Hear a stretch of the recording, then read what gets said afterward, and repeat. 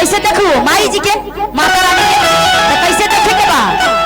कि मन कर देखते हो रहती मन कर देखते हो रहती रूपवा मैया तो मन कर देखते हो रहती वाली मैया की बोलिए सच्चे दरबार की आवे के भाव में भैया कि मन कर देखते हो रहती रूपवा मैया तो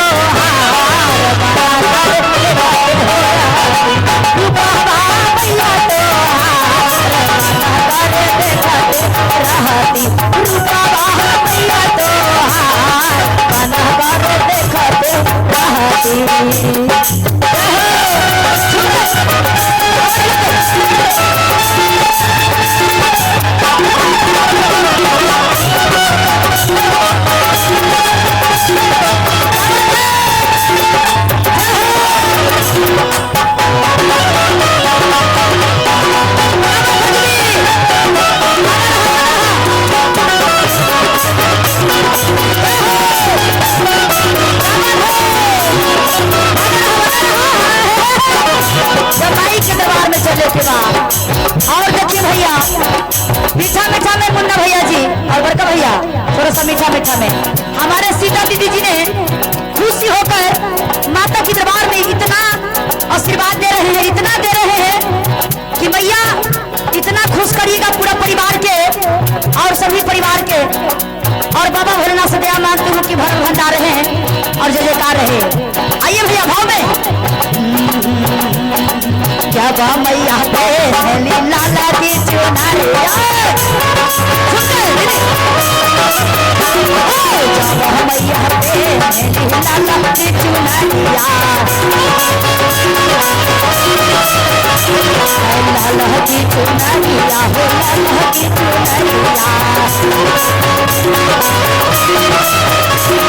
चुनरिया लाला की चुनरिया हो लाला की चुनरिया भारी ले तू रहगा के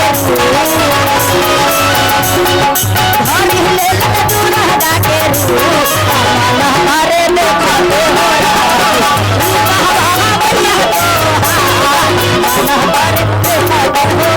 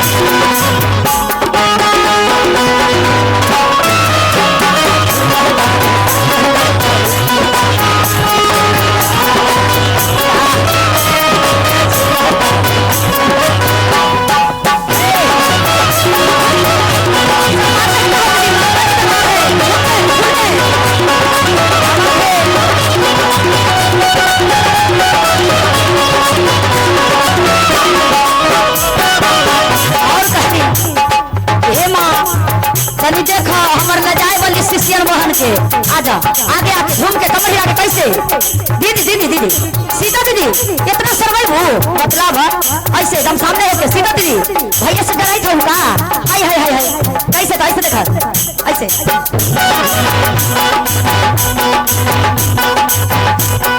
जब मैया पे पूजनी चुनरिया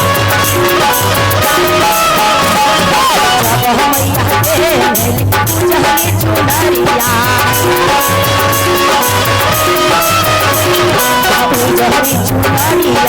पूजनी चुनरिया हो पूजनी चुनरिया पूजनी चुनरिया हो पूजनी चुनरिया भारी ले सारा सतिरू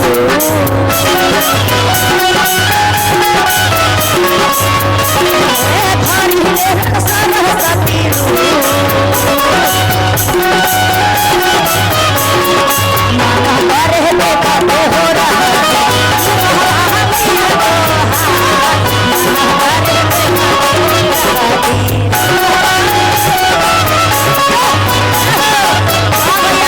भैया क्या बात है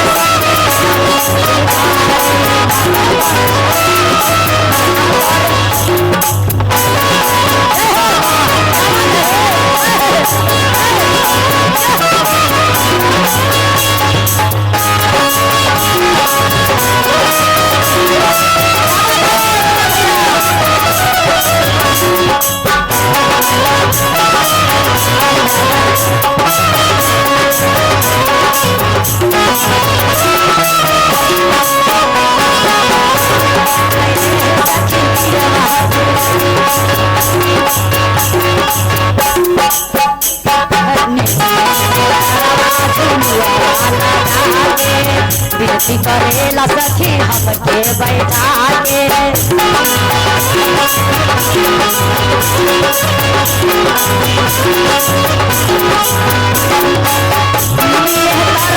हो हमके बैठा के विनती करेला सखी